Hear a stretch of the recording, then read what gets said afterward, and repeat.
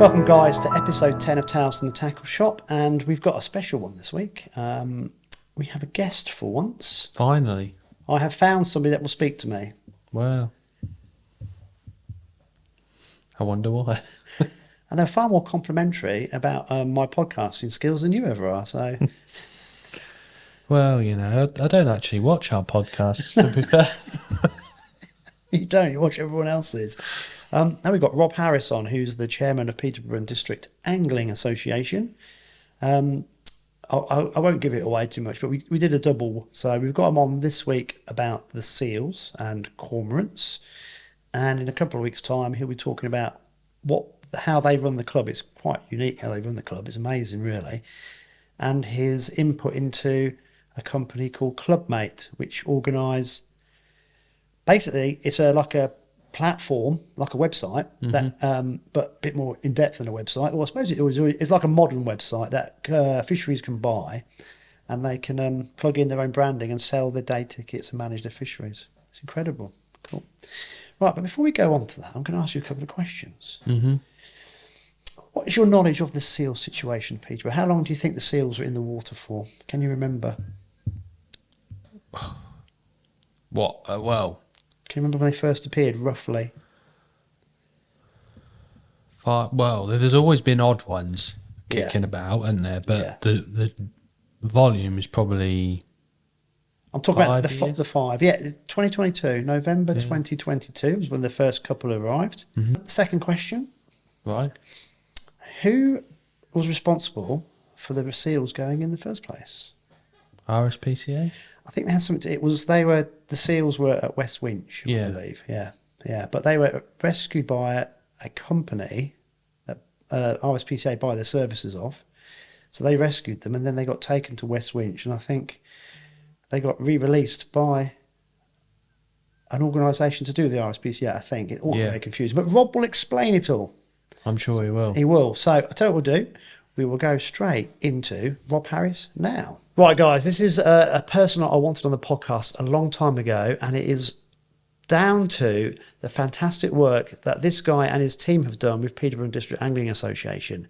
Now, I'm going to show you another podcast where we're going to talk about the club itself and a fantastic software package that Rob runs called Clubmate. But today I really wanted to talk about the nuts and bolts of what we've seen over the last 2 or 3 years on social media, and that is how Peterborough District Angling Club have dealt with a very tricky situation to do with the seals that, for want of a better word, invaded their club waters. So I've got Rob Harris with me. Thanks for having me. Nice to see you. Welcome, everyone, and nice to see you today. Well, thanks for coming, Rob. And really, I really wanted to get into the crux of how you guys dealt with what was a very, very difficult environmental problem, but also a very tricky publicity angled problem. Probably the wrong word, but you know, it's kind of like an environmental issue where people have a massive passion for, and we've got so many different people coming from so many different angles when it comes to the seal. So you must have had a major problem with how you initially broached this subject. Yeah, I mean, it was a massive problem, and you've touched on it there, really. And I think one of the biggest challenges and why it's a problem for clubs around the country is that it's more than just a seal problem. And it's a problem in ways that clubs don't even understand. As you said, it's a publicity, it's a PR problem, it's an environmental problem, it's a management problem, it's a revenue problem.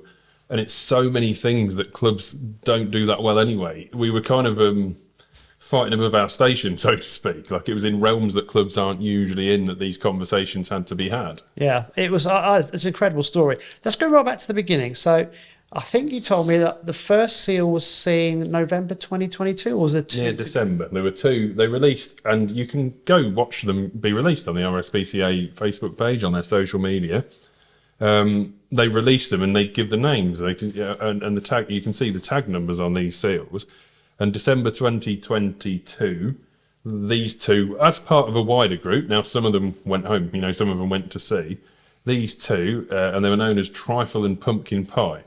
They tend to go in cycles, you know, for whatever time periods, so that it's desserts and then it's herbs and, you know, all this kind of thing.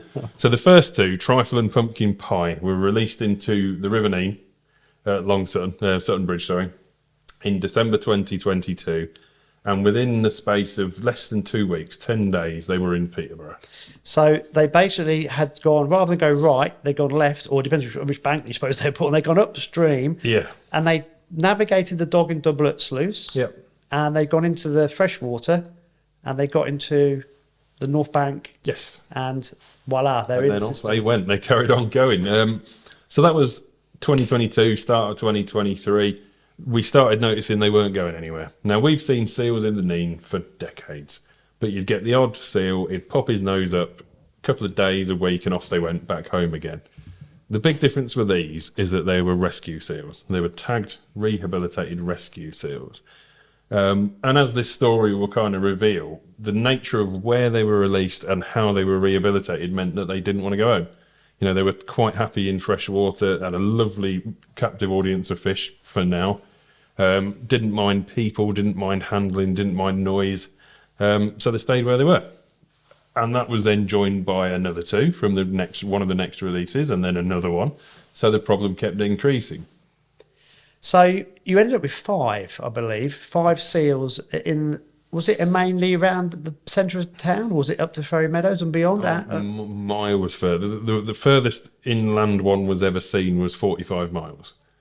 So we're 45 talking. miles? We measured it kind of roughly as the crow flies, so to speak, but above Oundle. You know, we're talking going as far upstream as Oundle and beyond. Did it go as far as Yaxley? Not Yaxley, Yarwell. Pretty round about that area, yeah. You know, Yeah. we got up there, and obviously that's off our patch, so we weren't really tracking him as well. But you got that far. Because I fished there as a boy, and that's getting up quite a nice way upstream on the Nene, isn't it? Yeah, So yeah. From the tidal wash, you know, from the wash, Yes. that's 40 odd miles. that's a long way. Okay, so I think the best way of attacking this topic is looking at the chronology. So you've got this. You've now established you've got 5 seals in the system, and then they're definitely not leaving because you were given advice that they might leave on their own accord. What was the first port of call? How did you start to unravel this problem or deal with the delicacies of this problem? Because it's not a simple one to solve. No, so obviously the first thing we did is what angling clubs tend to do. You know, we decided that this was an issue, and we started looking at these seals and thinking, God, you know, they're eating all these fish, they're not going anywhere. So we spoke to the Environment Agency, spoke to the Angling Trust, and we started having discussions with fisheries officers. It quickly became clear that it wasn't really their job, and they didn't have the expertise to deal with this because, you know, they work in angling. They're not, you know, they're not seal managers as such. As the Environment Agency told us, they have no remit for the management of seals. And that they're still, you know, especially the Angling Trust is still within the fishing world. No one wanted to support the fishing world with this. So the Angling Trust, to an extent, had no more that they could do with this than we could. Very supportive as they were, they couldn't really solve the problem. So we had to start looking broader and wider. And the people you need to speak to actually solve this problem is actually Natural England, because Natural England are the licensing authority that can issue the licenses to move seals. And for anyone that isn't aware, hopefully most people are aware now, it's a licensable activity. You cannot move or kill or, you know, cull a seal without a license. So then we had to start working with Natural England. Obviously, we also spoke to RSPCA, who'd released the seals. I was going to say, was that the first port of call for you? Because they were, for me, they would have been the ones who were, I'd have thought, responsible. So I don't know if that Now, was responsible was a key word in this situation, obviously. Yes, of course, we contacted RSPCA. Maybe we were naive at the time. We contacted RSPCA and said, look, this is a big problem. Can we do something about this? And the instant answer essentially was no. In fact, the instant answer was dead silence. No response, you know, wouldn't acknowledge it. And we were very much, and certainly the feeling is that we were treated like just some fishermen. And there was this ongoing narrative that fishermen are just these selfish creatures that just want to catch fish. Now, that couldn't be further from the truth. A lot of the things we've done regarding this situation, and a lot of the other things we've spoken about at Peterborough over the years, are nothing to do with catching fish. They're to do with improving the environment, saving ecologies, really moving the sport forward. So it was a wall of silence. It was kind of, you might call it a conspiracy of silence. So then we had to do a lot of research, a lot of time and a lot of effort looking into the requirements for this license. So we had to bring some other people in. And that itself was hard. And we ended up speaking to a group called the International Veterinary Zoo Group and a group called Marine Wildlife Rescue. And we'd had a lot of no's from people, you know, ecologists, vets who'd said no, they wouldn't help us. Now, I'm sure from your perspective, you'd think, why would no one want to help you with this? They're all working in the same spheres. You know, they had no reason to want to upset the RSPCA or go against their own ethos or, you know, stop protecting these seals, and didn't really understand the problem. Now, the people at International Veterinary Zoo Group and the Marine Wildlife Rescue were fantastic, really understanding people, certainly the good guys in their fields. Right, so this is an incredible story because you've had to speak to so many different groups each group's going to have their own bias because they must do, because they work in a certain field. So to get the ball rolling, where did it first start to try and look at the licensing? Was it RSPCA? Was it EA? Was it through? No, I mean, we'd convinced the RSPCA, and when I say convinced, it took years. It took us 2 years plus to convince the RSPCA to not put them in the river.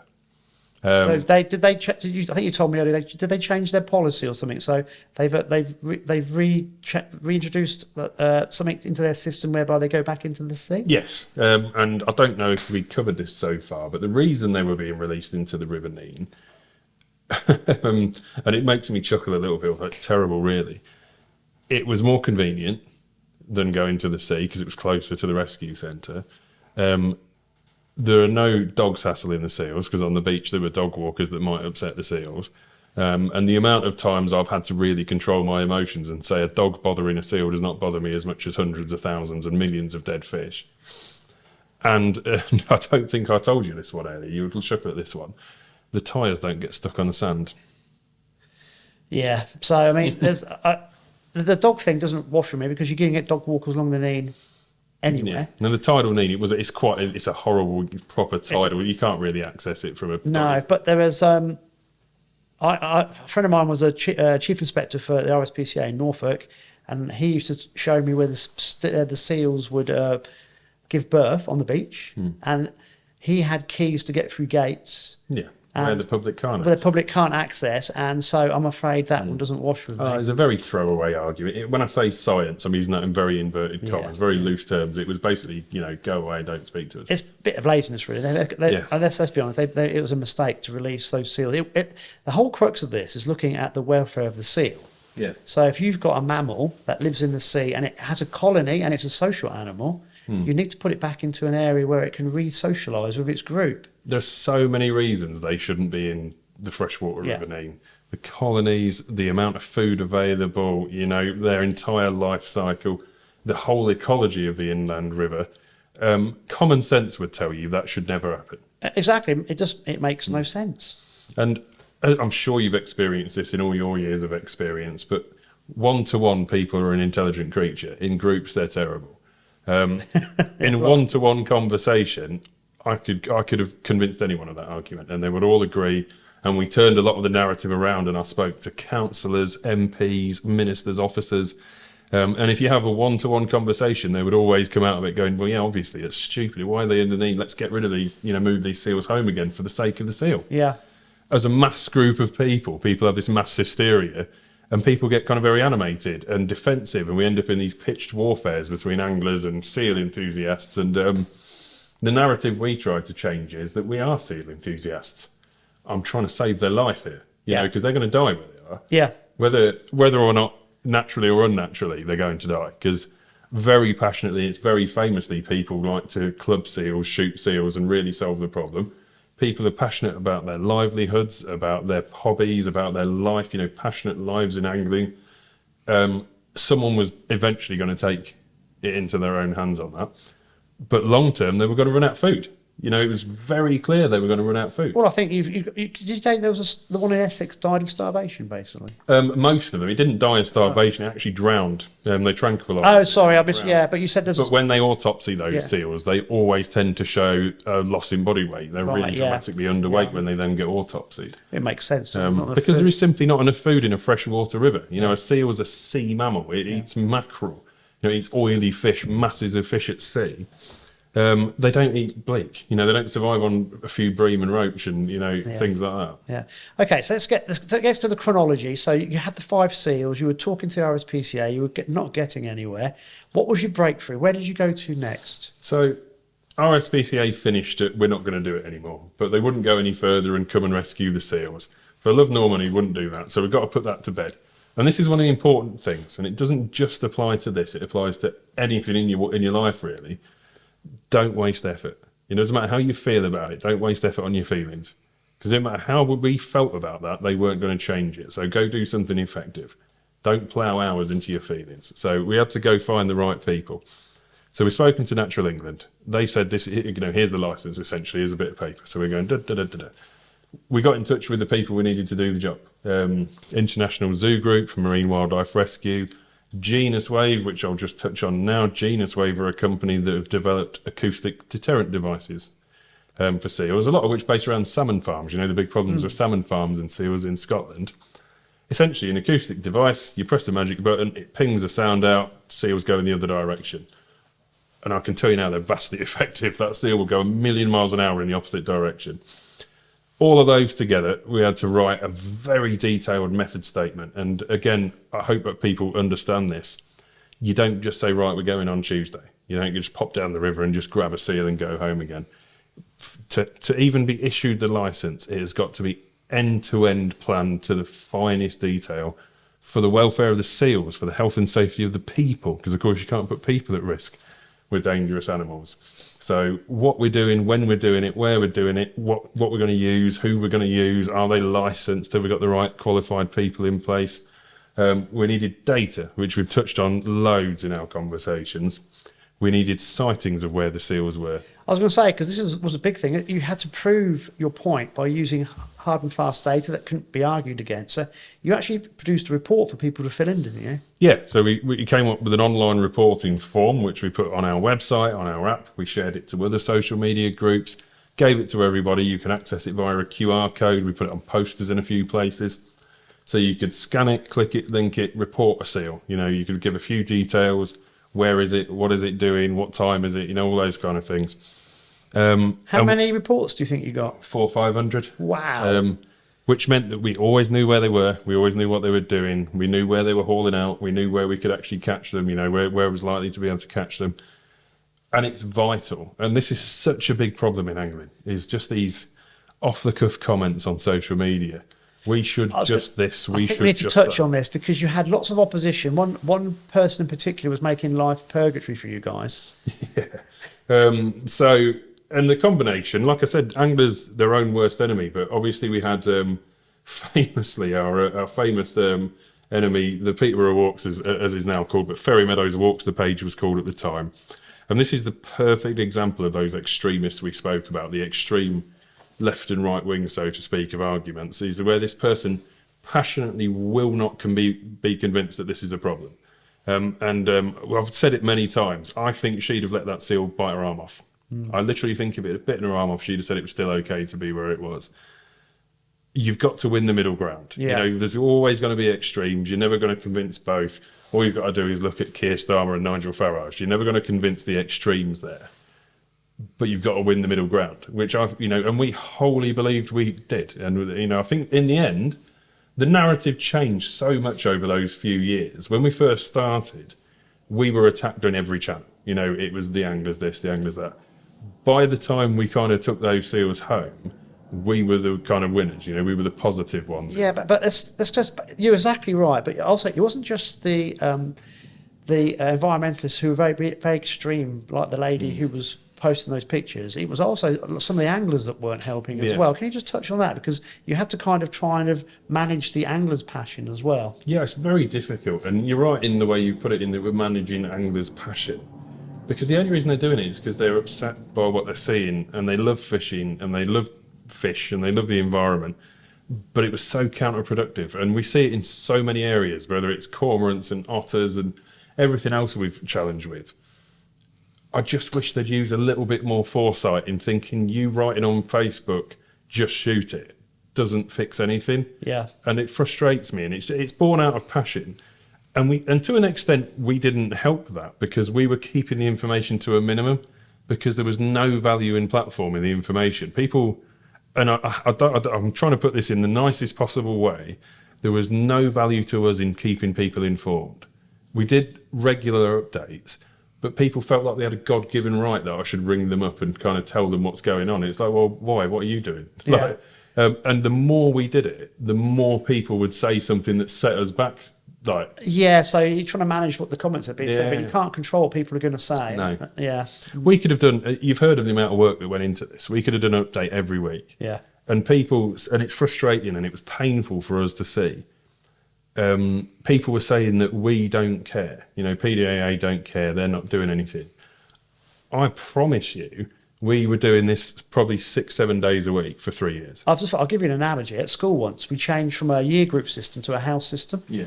And the guy who led it at a school in Sharnbrook, a fantastic TED teacher there, he said, Andy, you don't ask staff, don't give them too much information, don't ask them for their thoughts. It will be a protracted process. He says you need to do it instantly. Yeah. We did the reverse. We asked everybody their thoughts. It took 18 months. Yeah, nightmare. 18 months to get this new system in place. It was painful. I've learned over the years, because it's not just the seal issue, it's on so many issues. I've got a thick skin. I know what I'm doing is right. I'm not bothered what people say, but it is tough to deal with, Yeah, especially it for is. people other than myself. It is, yeah. It's tough to see people commenting saying, you don't care, you're not doing anything. And then they go, shoot the seals. And the next time I speak to RSPCA, they go, here's a bit of paper for you. And they go, your anglers are just nasty people that want to kill seals. And how do I defend that? There it is in black and white writing. It's evidence-based. Like, you had to get the evidence in place to show where the seals were and how the frequency. But again, people can use evidence against you because of other comments that are made on social The media. amount of, we were sent screenshots. I was given screenshots, comments, whatever. Anglers saying, shoot the seal, shoot it. And I think I mentioned this to you. People threatened the RSPCA. Yeah, that's They disgraceful. contacted the RSPCA directly, and that is disgraceful. We Yeah. never advocate for that. Like threatening them violently, violently threatening and being abusive and swearing and everything else. And I do struggle with it, and I could sit here now and kind of vibrate with passion over it. Yeah, I bet. And it's not just seals, but cormorants and otters. And I really want to know what they think they're achieving. Like, what are you giving back to the sport? We don't need you to sit there and say, shoot a seal. Well, thanks. No one thought of that before. Kind of thing. It's not solving it. It just creates more division, doesn't it? Okay, so, we're rushing through this a bit because there's so much information. So you had the 5 seals, you were talking to the different environmental groups, and obviously you were hitting a brick wall with some of them and you were getting somewhere with others. How did you get to the point of where you got given the license from... Could actually go get the seals, yeah. Yeah, so we got the bit of paper. A license is a fixed thing. You've got to fill in these fields. So we're like, okay, well, we need a vet. And we need, a qualified vet and an ecologist and some volunteers that have handled seals before. So we got them, in the zoo group and the wildlife rescue and the acoustic devices from Genus Wave. So then the ecologist from the zoo group helped us write the application. So filled in the license application. And that is, I can't impress on you how detailed. This day, this time, this people, this device, this net, this type of net, etc., etc. And you have to fill in one... to cover a very specific location. So we had all the resources, all the people. I was just going to butt in there before, because also something I just remember that you told me earlier is that darting was the previous way of doing it. And because every time the seals got darted, was it basically 100% failure rate that they were... Just about, yeah. Nearly every seal that had ever been darted in fresh water drowned and died. Yeah. Because, of course, they don't fall unconscious straight away. You dart them on the bank, they run off, jump in the water, as the seal will do, pass out and drown. So you guys were faced not only with trying to get in this license, and the paperwork fulfilled, but now you're under pressure because there had to be a different way of doing this. Yeah. Because previous attempts weren't successful. Yeah. The least intrusive way is the way we ended up doing it, is netting them, literally netting them in the river. So once the license was issued, days were set, we go after the first seal, we think, right, let's give this a go. Very open-ended. And what we did, and this is the remarkable one, the first one probably spoiled us a little bit because it was actually a lot easier than that. And you won't believe it, but this seal, and this harkens right the way back to how these seals weren't suited to that environment. This one followed a guy on a paddleboard for 1 kilometre and then swam in a net. Because it was that tame by the time we actually found it. We got a guy from he was qualified. He was one of the guys from the zoo group, from Marine Rescue. He paddleboarded along, and this seal followed him inches from his paddleboard for 1 kilometre down the river, until we trapped it between two sets of fencing. Do you think that's because of the way they had been rescued and and looked after in the rescue centre? 100%. Now, there's always been a little bit of dismissiveness around, like, you're just anglers, you don't know what we do kind of thing. And it doesn't fly with me. These seals at sea would bite your arm off. Yeah. Well, they don't come near you, would they? No, they wouldn't come anywhere near you. And if you tried to get in front of one, it'd bite you. These seals were rescued as pups. They spent more time in rescue than they did at the sea. They were hand-reared, hand-fed, wrapped in towels, fiddled, photographed, all kinds of stuff, and then came out like your pet dog. They came out, you could walk up to it and stroke it on its head. But as we all know, animals are dangerous things, and the day it goes like that is where it goes wrong. So this first rescue spoiled us, like I say, because essentially we got it to follow a paddleboard for 1 kilometre. And then we trapped it between two sets of the old Harris fencing, so wire fencing in the river, upstream, downstream. So we'd got it essentially trapped between like 25, 30 yard area. And then obviously it just plodded backwards and forwards until we netted it in a net, physically netted it in a net. So it's the most extreme kind of fishing you could possibly do in a river. At that point, the vets take over, nets into a sling, into a van, and back to the rescue centre, ironically, back to where they came from. Because they were contractually bound to take these rescue seals. Yeah, that's a crazy story. So the guys that initially rescued these seals... Yeah, the real irony there, this is an amazing fact we didn't even know till we captured them, because then we got the proper tags and know exactly which seal it is. The marine wildlife rescue that we used to actually rescue them in Peterborough were the same people that picked them up in the coast in the first place when they were in distress on the coast.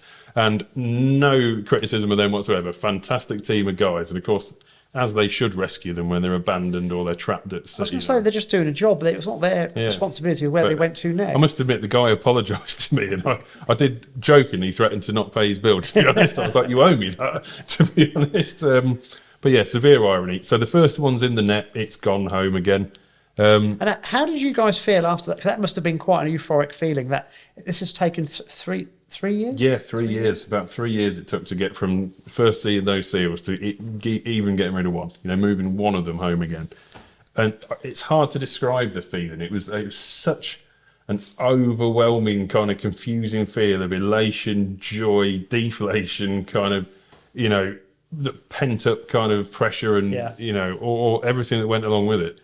Being the kind of, being the enemy of the anglers, the RSPCA, the authorities, being a thorn in people's side for 5, 6, 7 days a week for 3 years.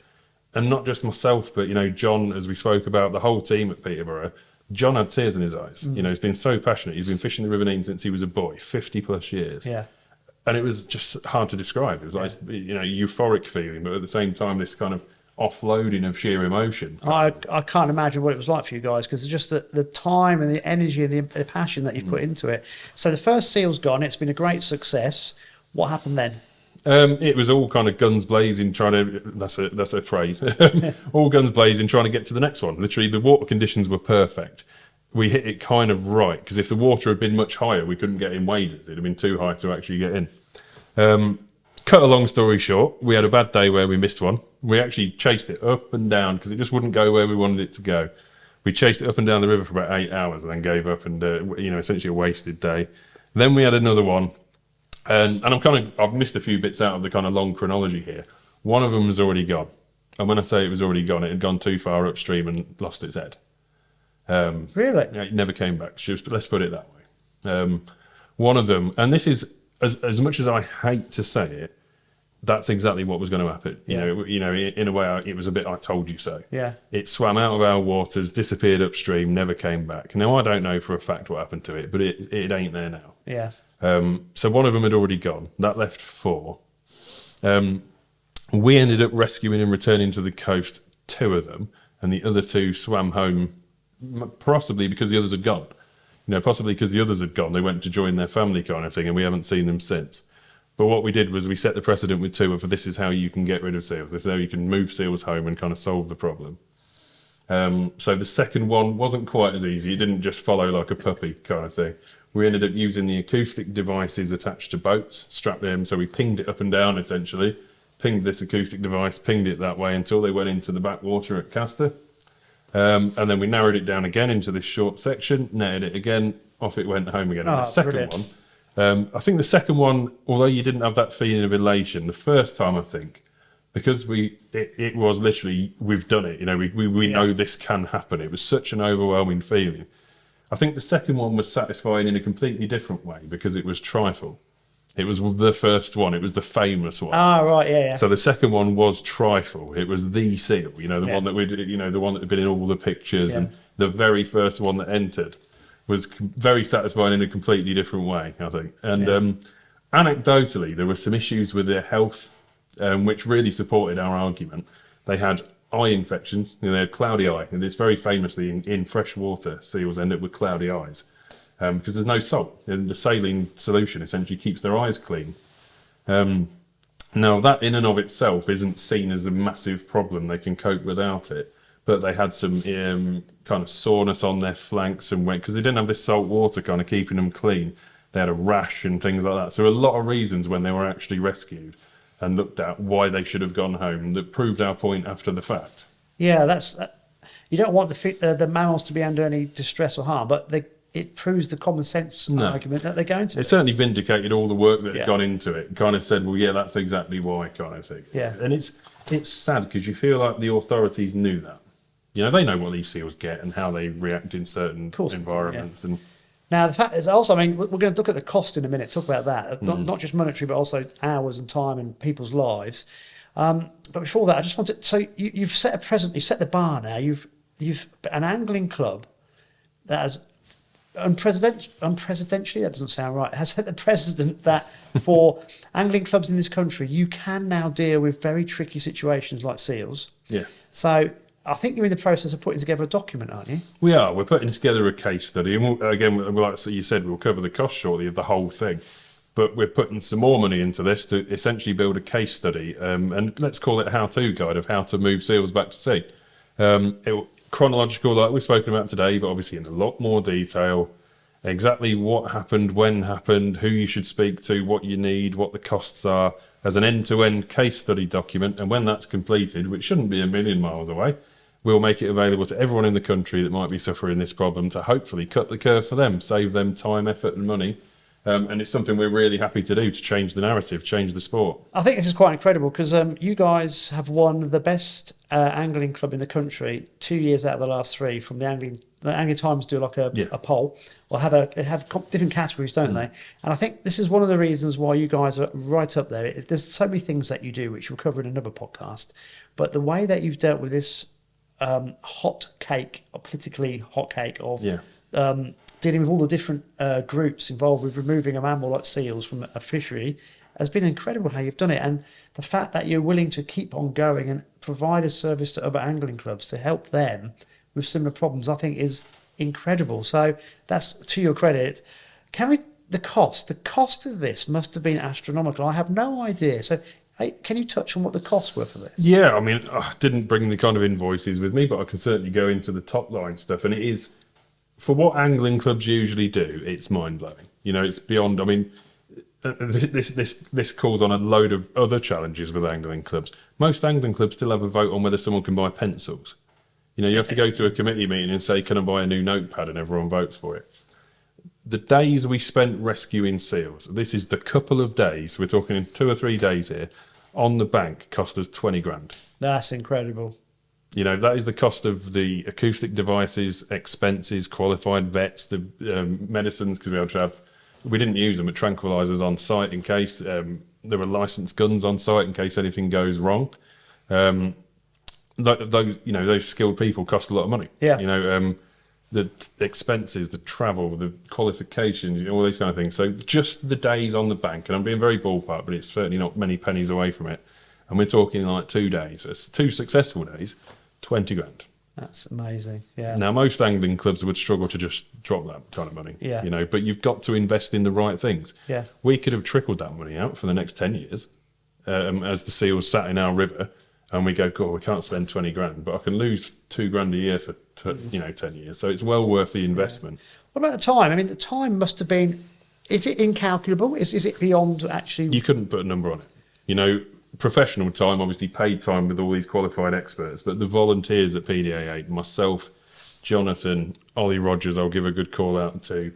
Ulvis, Graham, Tony, so many people involved in this situation. And I'm sorry if I'm forgetting you, my guys, but for myself and we're sat on this podcast, and I think you're impressed by the effort that goes into this.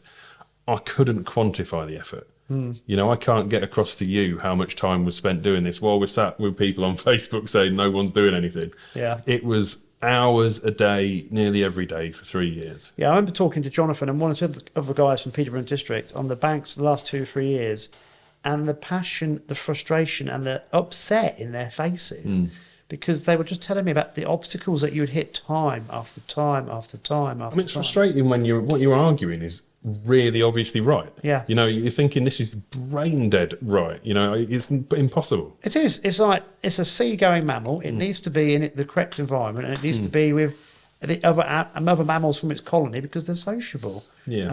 Anyway, mind-blowing. So the hours, it's hundreds and thousands. And bearing in mind some of the people we said we're having meetings with, we're talking about the head of wildlife for the RSPCA. Yeah. This went all the way to the Environment Minister, head of the Environment Agency, head of licensing Natural England. These are well-paid people. Yeah. And you've got me and Jonathan and perhaps sat in a meeting for free. You know, sat there for free, volunteering for Peterborough, taking time out of working days in my case and out of hours and all these kind of things. And we're sat with people on triple-figure salaries, you know, hundreds of thousand salaries. Yeah. And it was hundreds and hundreds and hundreds of hours. Hundreds of hours. It's bear thinking about, but it's an amazing thing what you've done. You've got the right outcome in the end, which is fantastic. I know the Environment Agency did a survey. Was it just before the seals were taken out, and they found some rather shocking discoveries? Can you touch on those? Yeah, it's kind of the alarming thing. But again, we need to make clear to everyone watching that the fish made no difference to that licence. The licence to remove those seals was issued for the safety of the seals and the protection of the people. Yes. To stop them hurting people.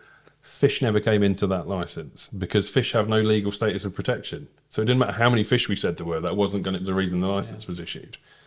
But yeah, the Environment Agency did a survey, which they do regularly. They usually do some acoustic, some sonar surveying every 3 years on all of the rivers. And I can't remember if it was our turn or if they moved it up a year because of these seals, but it wasn't far off. And yeah, it was shocking statistic. Essentially, all the way from the North Bank, so the tidal dog and doublet to Wansford, was basically devoid of adult fish. They found a grand total of about 112 adult fish from North Bank to Wansford. That's a lot of water, and that's virtually zero, isn't it? Oh, it averaged a fish every so many miles. I worked out it was like a fish every 6 miles or something. It was like one adult fish averaged per 2 miles or something like that. So the seals won't have eaten all the fish, but they would have obviously predated on shoals of fish, and that would have meant a lot of fish had been eaten, but also the rest of the fish had just been pushed out of their normal habitat. Yeah, it moved. And like I say, it was a very flagship survey, and it went public, and it's a very viral thing. You know, really kind of scary statistic. And I've got to admit, to an extent, we leaned into it because it made it sound terrible, and it was a big story. A lot of fish have been eaten. A lot of fish are dead, you know. But the honest truth is that a lot of them have been moved. Peterborough Embankment's the perfect example. Always been historically known for them big bream shoals on the grain barge. Yeah. You know, all the rest of it. Thousands of fish. There were probably 2,000 bream in that shoal. When they surveyed the embankment, and it was in February, that's exactly when that bream shoal sits there, there were zero. Yeah. Of 2,000. That's incredible. Now, some of them had gone up into stand ground backwater. There was a few hundred kicking around. And surveys never find all the fish. But where these fish weren't were where they usually sit in the winter, where they go to spawn. And what we've done is we've upset the whole ecology and the spawning habits and overwintering sites. Yeah. But a lot of them are dead. A lot of them died. Well, been eaten, haven't they? Yeah. Never to be seen again. So I think one of the most upsetting things, and I don't think I've told you about this, but when the seals did go into Ferry Meadows, now we were scared. It's obviously the jewel in the crown. It's probably the best bream lake in England. One of them went in there, but for whatever reason, they didn't like it. They didn't hang around for very long, but they hung around for a few days. You could watch a slick on the water at 400 yards as a seal massacred a fish. And there were birds, because there was an oily slick where they'd ripped these fish to bits, and it was the fish oils. And there were carcasses littered around Ferry Meadows. There were bream washing up, half-eaten on the bank. There were carp washed up, massive. There was one mirror carp that was like 30 odd pounds. And as much as this is a massive problem overall, you can put more bream in, you can breed more bream. You can't legally put carp in rivers; it's illegal. So they're never coming back. And you know, the Nene's been historically known for these carp. Yeah. You know, the electric cut, the old days at the electric cut, and those kind of things. That's right. Yeah. You can't put them back in anymore. It's illegal to stock carp in rivers. They're never coming back. And there were fish up to 40 odd pound. And they're old. Old, ancient fish. Yeah. Ancient fish, and they will never be replaced. I mean, this is the crux of it, really. This is not the seal's fault. That they are only trying to survive. Yeah. Therefore, they're eating what's available. The fish obviously get taken as a food source. The anglers get really upset and very passionate. Environmentalists love it because they've got a seal on their doorstep. Yeah. But the ones who have got common sense will actually go, do you know what? It's in the wrong place. But you've got all this whole mix of problems, and the crux, it can always come at the same problem. It wasn't the seal's fault. It was man who moved them into the wrong place. And Everything is man's fault. You know, look at a lot of problems with rivers. We spent 40, 50 years making every river straight and long. That's the worst thing we could have ever done. Yeah. That's our fault as well. Yeah. Now what we're trying to do is bend them again and put trees in them and all these kind of things. And I'm going to try not to insult everyone with this. And it's not the angling audience, but perhaps the environmental audience. I call them iPhone environmentalists. All they liked is the fact the seal was in their garden, essentially. yeah. You know, these people would position themselves as passionate seal people and loving environmentalists. They didn't love seals. They loved the seals in their garden. Yes. If you really liked them, you'd drive to the coast, wouldn't you? Exactly, that's where they should be. Yeah. You know, it's the kind of person that buys a set of Hunter Wellies and thinks they're an outdoor person. Get their iPhone and go, I'm an environmentalist. It's like, you're not, because you don't care about the ecology. You're just happy of fluffy seals in your river. Well, that's right. If anyone who cared about the seals would actually say, yes, they've been released in the wrong place, we need to get them They're back. starving. Yeah. Yeah. After the survey, did you calculate the costs in pounds and what it would do to restock? I don't like talking about this figure, but yeah, we did some rough ballpark maths, and obviously this can only ever be ballpark because it's hard to quantify. But looking at the average diet of seals, how many seals there were, how long they were in the river, and you can't rebuy a £15 barbel, you can't rebuy a double figure bream. If you looked at that average diet and you tried to buy those fish at that size, fish for fish. So it's fish for fish, yeah. Fish so if for you lost fish 100, we're comparison. replacing 100. Yeah. Over £300,000. Wow. So pounds sterling, pounds in the bank, you would have to go to a fish farm and spend, we're talking getting close to £500,000, 300,000 or 400,000 pounds in fish to buy, to replace them in numbers, to go buy that Numbers, from a farm. not weight. Yeah, numbers. Yeah. That is staggering. Oh, my, these are things that we just don't hear about. That's absolutely incredible. I mean, as an angling club, it must have been, I don't know how you all felt about it. I mean, just... It's devastating, and it's not about the money, obviously. It's about what we did to get there. You know, we've spent years, and we'll talk about this in the next podcast, how we run the club, the effort and passion that goes into it, the systems, the people. And it's not just fish, but careers and people's livelihoods and what they've done since they're kids. And it was eaten like that. Yeah. And a lot of people thought that was okay. Yeah. You know, and that's as, you know, it was so important to us. And to some people, it was that. It was like, no, it's okay.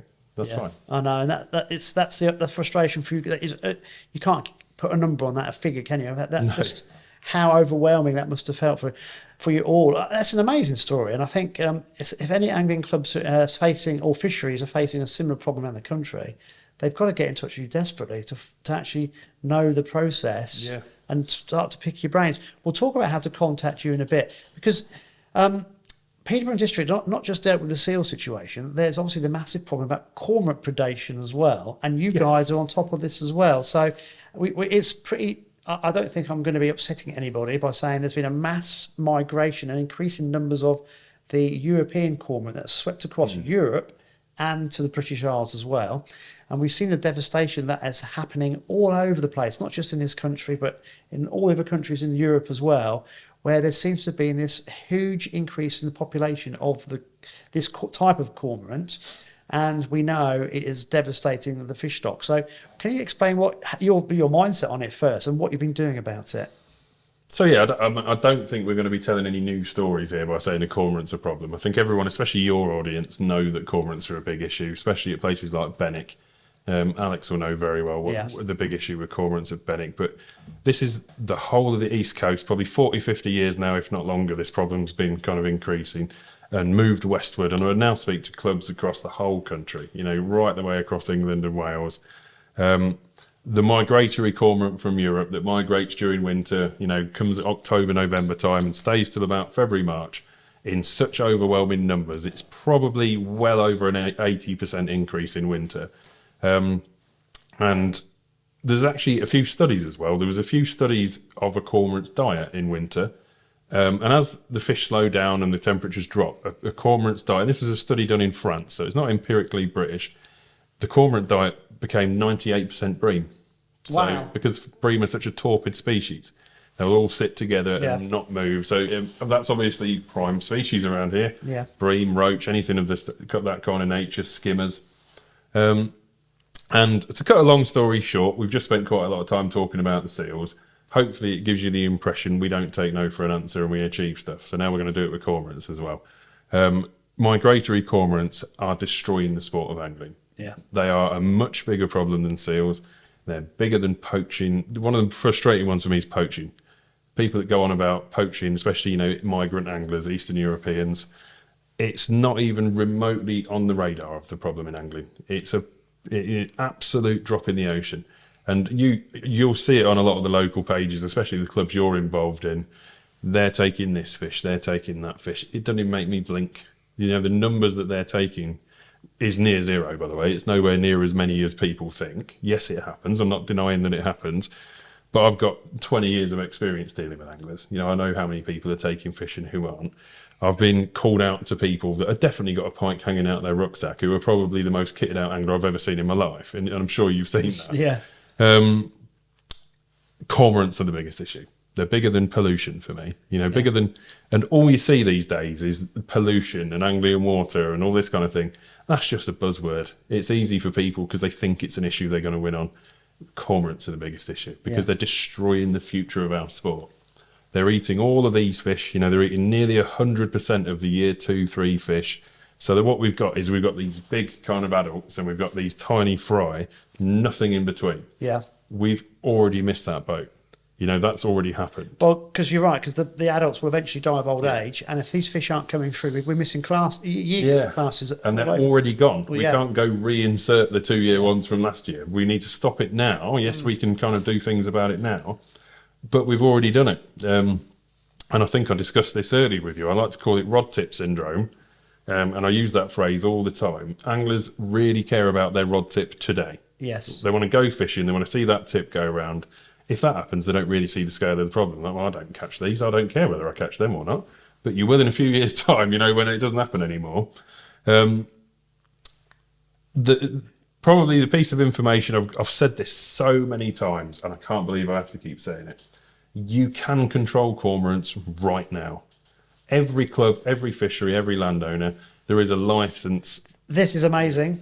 Yeah, there is a licence to lethally... I did not know this. This is amazing. So there is a licence to lethally control cormorants. When I say lethally control, I mean shoot. You can shoot a certain amount of cormorants right now.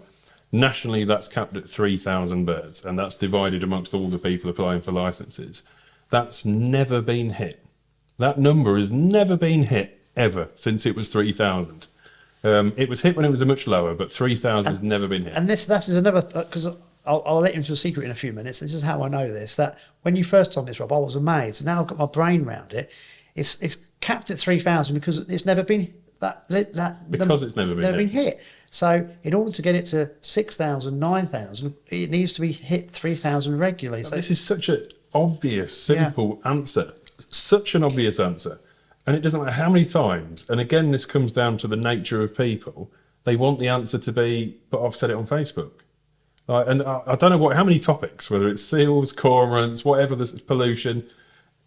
No one in the government is trawling Facebook for your comments. They're not going, someone's moaning on the bloody March page or whatever. I better change the law around Cormorant. When you put it in that, it's like, oh my It's God. ludicrous, isn't it? Like, it sounds insane. It's absolutely ludicrous. I mean, we all vent our frustration on a social media platform, but it has no bearing on anything. Oh, but I mean, when you put in kind of content out there and kind of advice, and you put out, we work really hard on the content we put out. Please use this form, report the data, blah, blah, blah, blah, blah, blah, blah. Shoot them all. And it's like, Jesus Christ, every single time. And I just think, well, you clever boy. Well done, mate. Yeah. Cheers. Thanks. So you guys, you've got a license in place. Yes, we've got our own area license. So we've got an area license, and I'll give a lot of credit to Ollie Rogers on this. Ollie Rogers is the head of policy and fisheries at Peterborough. Young lad, really driven. He's just started a job for Aqua Maintain, so he's working in fishery management. We've helped fund his fishery management qualifications. He's doing a qualification in fishery management with the Institute of Fishery Management. He did the vast amount of our licence work to get our area licence. And much like the seals, it needs hard data. Yeah. Lots of work, lots of evidence. This is what one thing I've learned from you is that you base a lot of your knowledge and work on data collecting. You're quite... Because you can't lose. The data is the data. Like I said to you earlier, don't waste time on your feelings. Yes. Feelings don't change the law. Comments don't change the law. Data does. Yeah. And this will become true in any topic we talk about. You go into every situation knowing you've already won because you can't argue with facts. So they're already right. So Ollie did a lot of the work. And just to give Ollie his kind of flowers on this again, when he submitted it, they said it was one of the best applications that had ever been made. It was so detailed. And they get some proper rough ones. Literally, how many can I shoot is about the sum of the application. It was as detailed where they are, what they are, how many, when they go, what directions they're flying in, all these kind of stuff. Yeah. So we've got our own area license. And I'll dispel another myth. You see it all over social media. You can only get a license to shoot 3. And you see that all the time. There's no point in getting a license. You can only shoot 3. It's not true. The numbers are low. They can be low. And if you get a site-specific license, so just for your lake, they will give you 2 or 3 or 5, but, very low number. But it's not fixed. I've said it so many times that say you only get 3, and it's like this fixed number. If you apply for an area license, so you can get clubs together, landowners together, and kind of expand it, it isn't expanded kind of at the same increment. It isn't 2 times 3. It's exponential. So Gotcha, yeah. We've got, I won't tell the specific number, but tens. So it's not 3. It's more like 10 times that. Yeah. So you're already changing the narrative. Now we look at it and you say, okay, well, 20, 30, 40, that's not 1,000. It's still not solving the problem. No, but we're taking our chunk out of 3,000. Yes. Now we only need 100 of them in the country and a bit 3,000. Yeah. So you do that and look at it on a local basis. We shoot our limit for the year. Same problem. 1,000 cormorants next year. We say, okay, well, we need some more. They'll say yes. They'll say, yeah, okay, well, you've proven it. You've got more data. Yeah. Still spent the whole year collecting all your data. Have 10 more. 10 more, 10 more. We just need to do that in thousands. We need to do that nationally. We have got to hit, and I really, really, really want, hopefully your audience is going to listen to this. No one's going to put them on the general license. No matter how many times you say it, you put it on Facebook all you like, they're not just going to say, go on, lads, it's on the general license, have a free-for-all. And there is logic behind that. 1, they're just not going to let you shoot everything anyway. 2, there is a native cormorant. There's a UK native cormorant. And obviously there's a fear of a free-fall decline in a native population. Yeah, which is very important to protect, isn't it? They're not just going to let people start willy-nilly, because you can't tell the difference between a native and a migratory cormorant. There are differences. But your average Joe's just going to go bang, bang, bang. So they've got to protect the native cormorant. So the only solution is to get to that 3,000 with data, and not just 1 year, because the first year they'll say it's an anomaly. Yes. They'll say, well, that's just an anomaly. It's never been hit before. 2, 3. And then you go, right, we've done it 3 years. Here's more cormorants. We're still counting them. The only people who they currently consult on cormorant numbers, right, there's only one count that's actually listened to at the moment, is BTA, British Ornithological Society.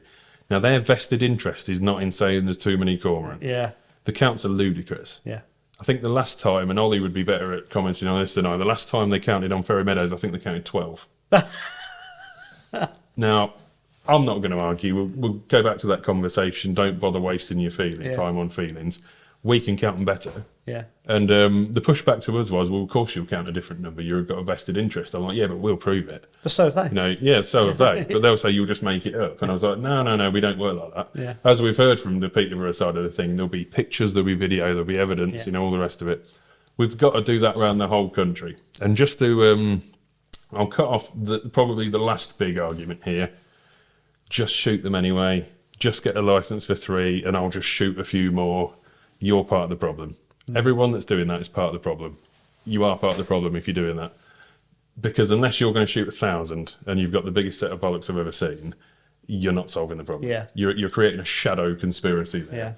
Yeah. The authorities love you for it. Because someone's got to put some work in. If we change the law, someone's like, oh, you know, we've got to change the law now. If they give you a license for 2 and you shoot 5, 10, whatever, how many's on Rutland? Well, I said this to you last time. A friend of mine he's an ornithologist who goes fishing, and about 5 or 6 years ago, I can't remember the exact day, he said to me, Andy, there's going to be a bird count today. And the next time I spoke to him, he said, yeah, they got the number of cormorants in. I think they estimated 8,000. They counted 12,000. 12,000. That was about 6 years ago. Those were the 2 figures he gave me, and it was like, wow. I mean, that was it's nearly 66% more than they anticipated. So yeah, that guy who's got a license for 2 or no license at all, who then goes, oh, I shot 10, and they think they're really clever. I've heard it so many times, and I've pushed back and said no, because 99% of people go, yeah, do it, mate, you know, that kind of thing. Yeah. I've said no, you're part of the problem. You're actually contributing to this problem. Do that on Rutland. I mean, do you remember the film Predator? Yeah. Jesse Ventura with his minigun. Like, you'd have to literally sit there on Rutland with a minigun. You would. You know, kind of thing. Smashing them out. And unless you plan on going to prison, you know, because you're in clear breach of your licence, and they do check these. You have to record everyone you shoot. You know, it has to be logged and reported. You have to record missing them. You have to record shooting to scare.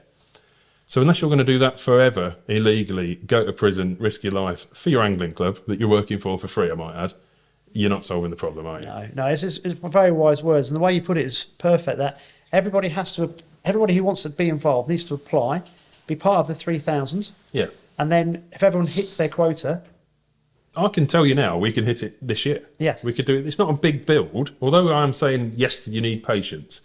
This is the same with all issues in angling. No, the answer is not we can rain bream from the sky. You know, we can't solve all the problems in angling by comments and like, let's just fix it. But it's this year, you know, and to expand on that, and I've covered this already a little bit, we've had a chat about this, Peterborough wants to help with the national solution. So this year we've started supporting the funding of a brand new business. It's called the Hydroscape Group. Our chap Ollie that did all of our licensing work's taking the lead on this, but we're supporting with our resources, with investment and money.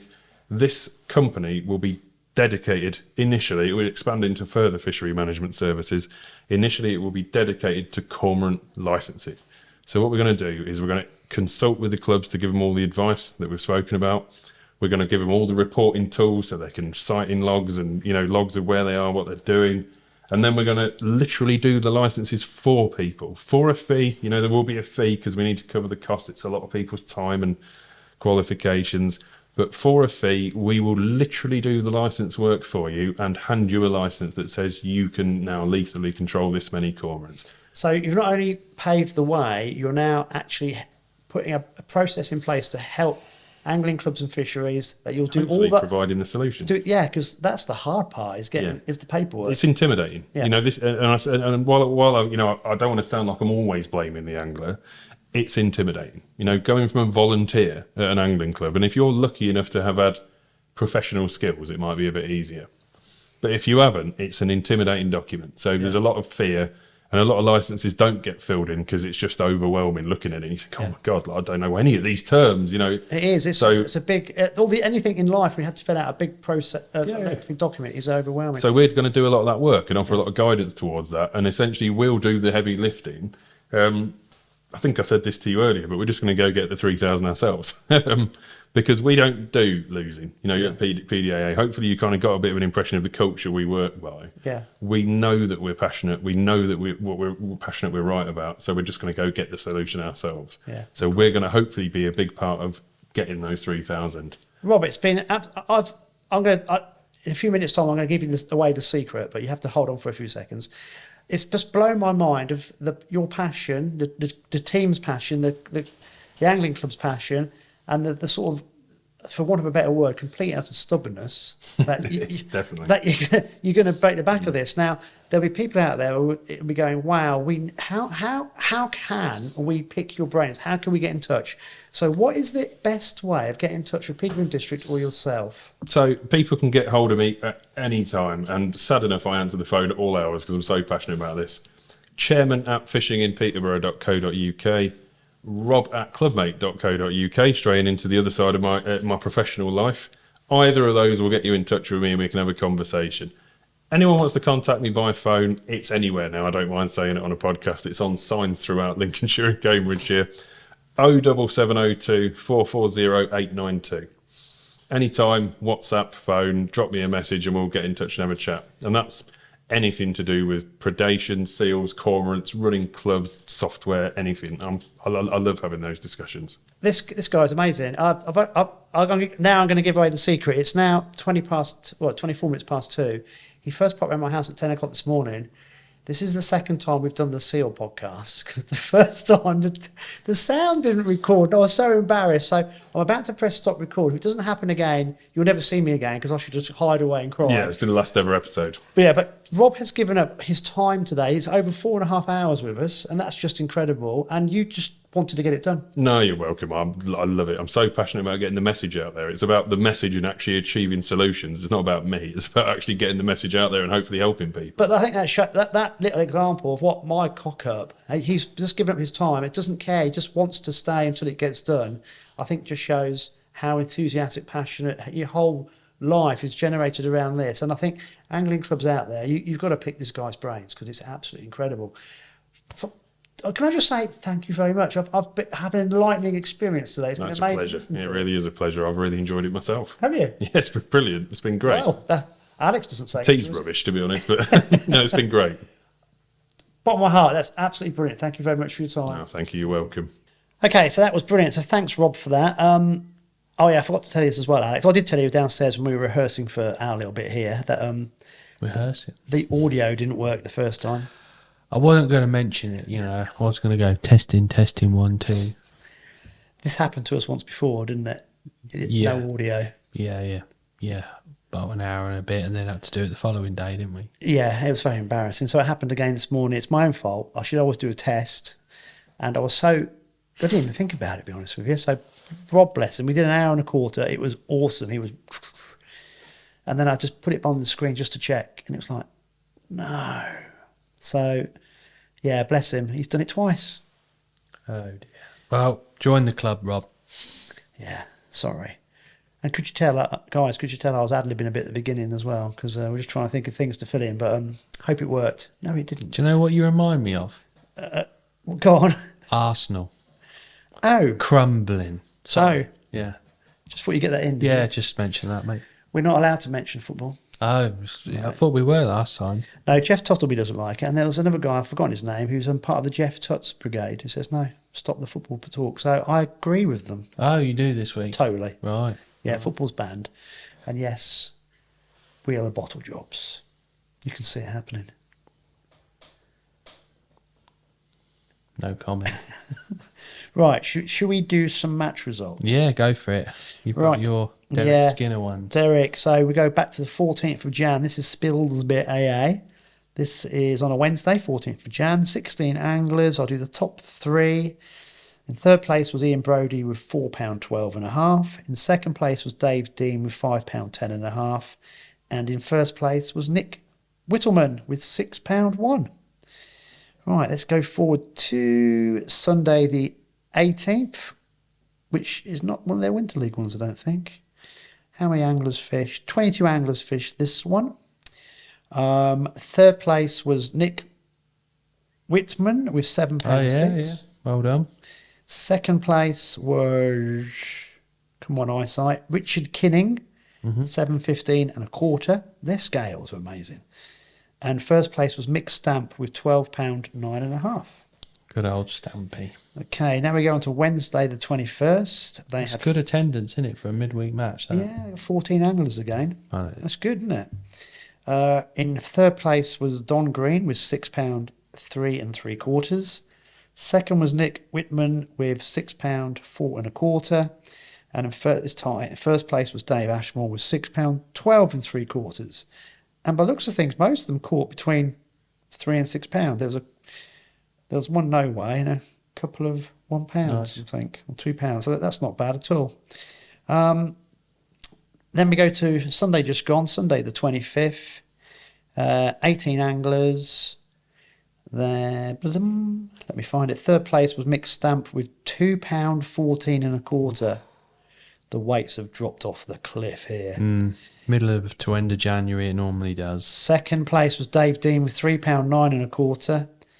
And in first place was Kieran Cook with £3.11 1/2. So the weights definitely dropped off there. While I'm talking about this, Derek would just like me to publicise that he's got his book Life on the Racetrack and the Riverbank. That's available on Amazon. I'll put a little picture up here. And he's bringing out a new book, My Life on the Riverbank and the Odd Stillwater. So that will be coming out in the next few months. So I'm sure Derek will send me information once that's available. Indeed. Right, before we get on to Alex's mob, I've got one more, and it's from the illustrious Mill Steve. Windmill Steve. And this did make me giggle. So he said his are not quite the same presentation as I get from Derek. They're handwritten on bits of paper, and he takes a photograph, but it's okay. So the first one he sent me had the wrong date on because I take the mick out of him every time. He then crossed it out and rewrote the best date, the proper date. We'll get there. Yes, because otherwise I'd read out the wrong date because we could work this out beforehand. Because this was again on the 13th of January, which was the Tuesday Club on the Bower. 13 anglers. Oh, hold on a minute. Oh, I'll see what he's done. Fourth place was Windmills. Now, we normally do top three, don't we? And he's come fourth. Well, sing when you're winning. Is it one of them, do you reckon? Definitely. The old Boogalier. Should Yeah. we call him the Boogalier? Boogalier, Windmill... Boogalier Steve. Boogalier Steve. So, Boogalier came fourth with £4.6. Third was Mel Saggers with £5 exactly. Second with 5.8 was Lionel... Walden. What does that say? Worley. Might be, but I'd say Lionel Walden. Lionel... Do you think he's got his name wrong? I don't know. Fenland Fenland spelling, yeah. And in first place is Cheesy Bob with £7. Well done, Bobby. Cheesy Bob. It's on a roll. It is. So, there we go. I hope you've got some good match results. Something a bit more exciting than my draw. Well, no, I think the results reflect everyone's doom and gloom January, doesn't it? I think last Monday was, well, they call it Blue Monday, and I think everyone's just a bit, isn't they? Yeah. No one's been paid. Longest sort of 7 weeks before you get paid for some people. And the fishing hasn't been great, to be honest. You look at all the results, every January the results go proper down, the fish do a disappearing act, or they don't need to feed, I suppose. But yeah, we've had a couple of good matches. We'll start with sort of 2 weeks ago, which was Hayjack, round two. Round two. Yeah.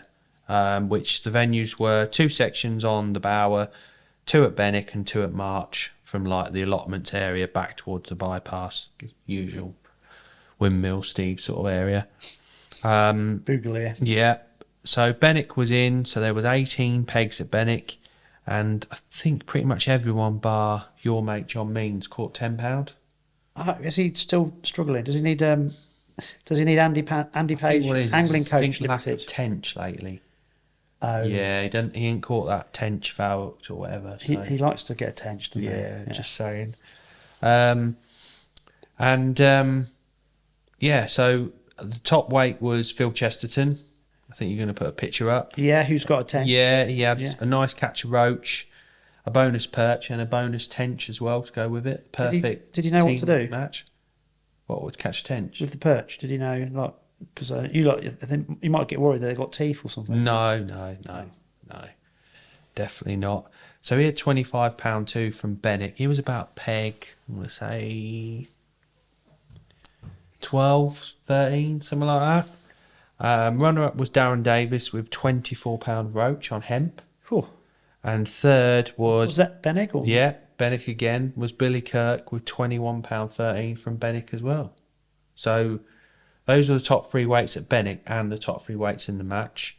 March was won by Sean Stimpson with £20.4, Andy Levers 19.11, Kev Green 18.14. They were all in that bit just to the left of the allotment style, you know, where the first sort of the path goes a bit funny, doesn't it? In those pegs there. And then the Bower was tough in the low numbers, but the further you went back towards the lock, the better it got. Bit different from normal matches on there or what we've had this year. It was predominantly skimmers and perch that were caught, not many roach, which was strange.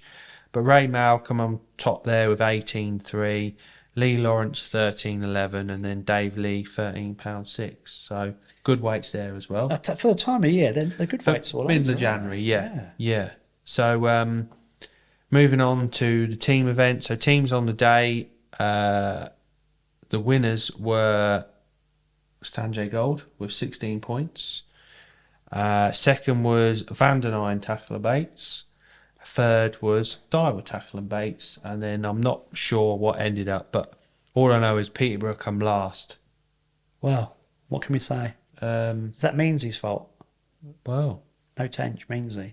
no, lastminutetench.com, no. I think the nature of the venues and the way it's been just goes to show how sort of peggy it can be on just in a 9 peg section. If you get the wrong ends and stuff like that, you're going to struggle to score the low points. But I think this Sunday's match, which is round 3, will be even more peggy affair, but we shall see on that. Mind you, thinking about that, you were fishing that when the water was probably at its coldest. We were, but that particular round 2, Benwick had lots of colour. We'd just had all that rain, and I think the ice had melted, the fish had perhaps spread out, and they were all good stamp fish as well. Was it frozen over much? Was sort of Monday, Tuesday leading up to Yeah, that. town wasn't it, for a couple of days? Yeah. So that was teams on the day. League overall, Van der Nine Tackle and Baits are top. Second equal is Stanjay Gold and Daiwa Tackle and Baits. And then the rest are all pretty tight. So all to play for with that Which one. team are you in? I'm in the Van der Nine Tackle. Oh, are you? Yes. Did you promote yourself this year? Yeah, well, you know me. I tend to be in all different teams to try and accommodate everyone. Boogaloo. Yeah. And so we'll move on nicely to this weekend, which was the March Open. I think it was sold out, 85 pegs, something like that. It was up and down, to say the least. There was areas, obviously there's people that have not weighed in and stuff like that, but a lot of that is because they've probably packed up and gone for walks and stuff. But all I'm going to say is a good job there's lots of these small fish in the system, otherwise it would be really patchy. It's got a little bit of a feel like it did last year this time, you know, we were like, where have all the fish gone and stuff like that, but I'm hoping similar scenario to last year. Yeah. So match winner was Danny Mason, £32.8 on the concrete. That's a cracking weight, isn't it? Lovely weight, yeah. £32. Yeah. Is that behind the... Like the acre, basically, yeah. On the goose ship. Oh, yeah. Beautiful. Yeah, lovely. Runner-up was Ben Lawrence with 31.14, so he was on what we know as the long peg. So as you're going away from the swimming pool, there's a big gap. Yeah. You know the one, don't you? I think most people know. That peg starts to come into its own, especially through February. Skimmers are there and big rudd and big roach. Definitely the area to draw. And then Graham Smith, £28.10, so he was the other end of the long peg. Or no, he might have been on the long peg, to be fair. And then Peter K, 22.2. So all the weights come from the town bridge to the slipway, basically. And we might as well mention old Big Nose, as you call him. He had £21 from next to the health centre. Well, bridge. I walked over the bridge yesterday, because this is Monday, and I could smell something. I thought, what is that? That smells disgusting. It's a Tottenham fan. Yeah. So I shouted, I went, oi, Big Nose. And he looked up. I went, oi, Big Nose. He went. And for about 5 minutes, he would not. No. Nothing. He was in the zone. Nothing. In the zone, he was bagging, mate. Was he? Yeah, Yeah. yeah. Every 10 seconds he was catching like things like the size of a fag packet. Yeah, he said something rude about Arsenal fans, and then Yeah. I thought, well, better leave him alone, grumpy bugger. Yeah. So I think that's pretty much the top 6. Then I think Tony was top 6. There was a few weights scattered here and there. Low numbers was hard again, but there was bites there of these So little small Wiggy's fish. not much of No. the grass. No. 17. I Culvert? think there was a 17 pound on the culvert, hen peg, and then the rest of them caught 10 pounds ish, 10, 11 pound. That is strange, because a few years ago that was the area to be, wasn't it? On the grass. Before Christmas, it was the area to be. Was wasn't it this year Yeah, as well? Yeah. So what do you think's happened there? I just think the stamp fish that were there have stopped feeding, Or have they moved into town? or they've moved into town. Yeah. Yeah, I suppose Nene Parade is probably going to be ramoed, isn't it? They're going to. Oh yeah, I bet it'd be black. Yeah. Yeah. It's got that feel about it. There's rumours that Bennick's switched off this week. Just all of a sudden, Yes, you people said have stopped this. catching. Yeah. How's that? That is like, what the hell's happened there? Obviously, the results from the Hayjack round was looking good. The Hayjack's meant to be on it this week, so we'll see what happens with that one. But it's just mad how the weather conditions can change, and I think we all know what makes the fish move. Well, Obviously, this podcast is probably more appropriate than Rob did anywhere. speak about this as well. He Yeah. mentioned Bennick actually in it, and how the Yeah. cormorants are scaring fish. And It's just frightening. I mean, there's so many cormorants about. It's a joke. yeah, Absolute joke. yeah. For the fishing we do, they are the biggest problem. He taught me something today. I didn't realise you can get a license to. Yeah. You can get a license, and there's a limit of 3,000 cormorants that can be shot in this country Right. under these licenses. But that figure has never been reached. Therefore, the authorities don't see there's a problem. Right. Because Yeah. those figures are never. So he was emphasising that angling clubs need to apply for this licence, and he will help. They've got a company set up to do this. So people would have seen this on the previous section. Yeah. And it just made perfect sense. You've got to get involved with We this. have. And we've got. We all moan about it, and this is the thing that is so annoying and frustrating. We all moan about it, but what can we do about it? Yeah. And they are Moaning paving. doesn't resolve the problem. We need to be on it as anglers as well.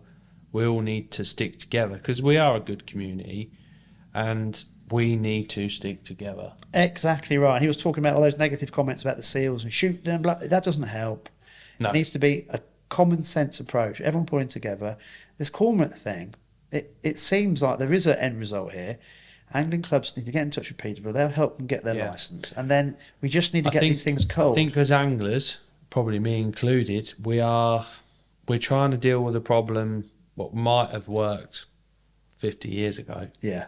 We've got to deal with a problem in this century. Yes. With everything in the world that throws Yeah. at us, and the different things, and all the other tape and everything else. So I think we have to be smart about it. In other words, We have to evolve. we have move with the times. It's hard, you know. What old days you used to do, you know, all the stories you hear in the shop and stuff like that.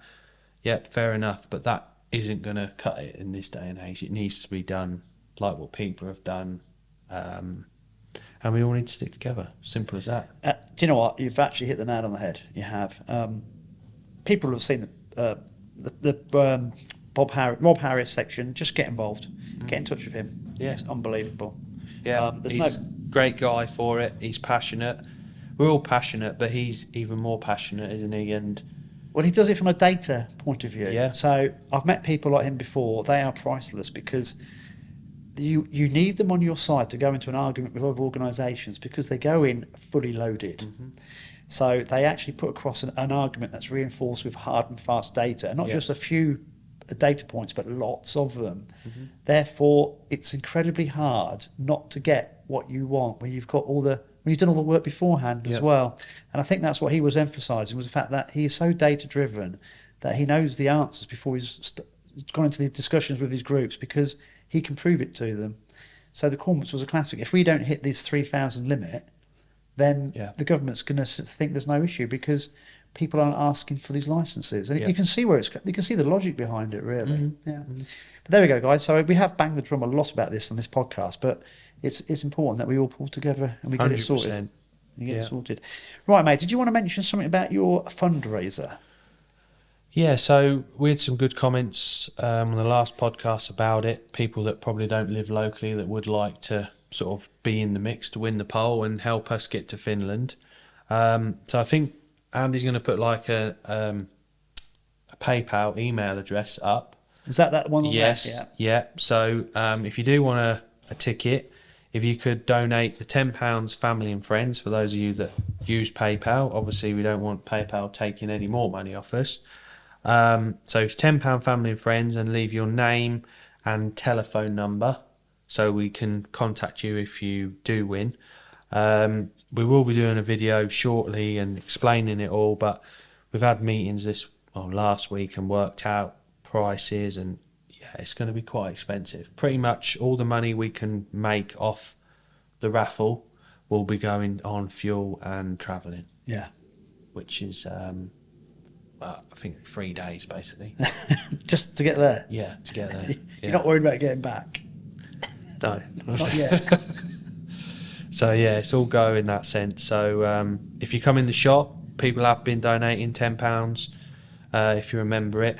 So if you're coming to see us in the shop, £10 goes towards us going to Finland, and also you got a chance of winning a G90 Pro Power package. Yeah, and it's all good stuff to help out, isn't it? Mm.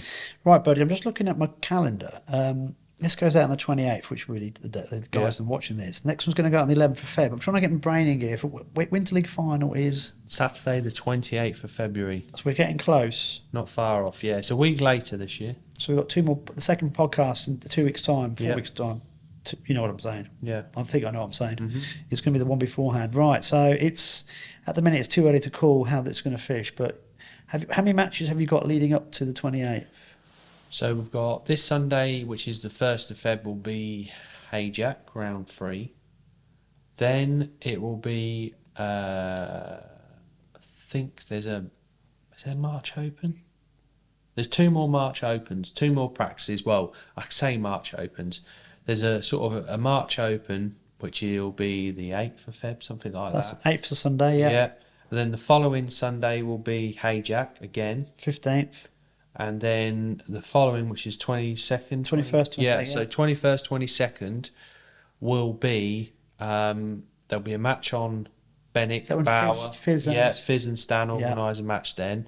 Then on the Sunday will be like what they call the teams match. So I think Bob sort of tries to get 5 anglers from every team on March, if that makes sense. Wow. If it hasn't already sold out now. So that week before is when a lot of teams come down to practice. Yeah. Yeah. And hopefully we can have some decent weather. Be nice.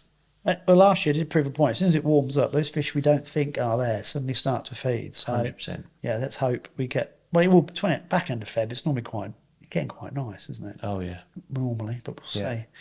Right, buddy, anything else you want to add to this?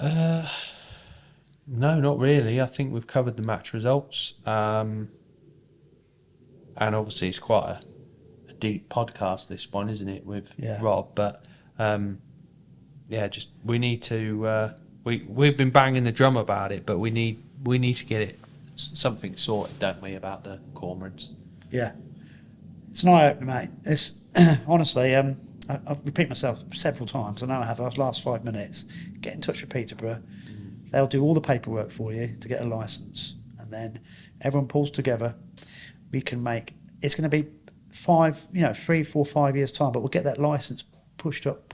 Yeah. 3,000 goes to 6,000. Yeah. 6,000 goes to 9,000. And, we're starting to make a difference then. Rob makes a good point in the podcast. He talked about the old boy who thinks they got a licence to shoot 3, so he does 6. Well, one, it's not helping, and 2, it's breaking the law. So it doesn't help. Whereas everyone does it pulling together, it has a massive effect. Yeah. Right, we're going to go. Yep. See you all soon. See ya.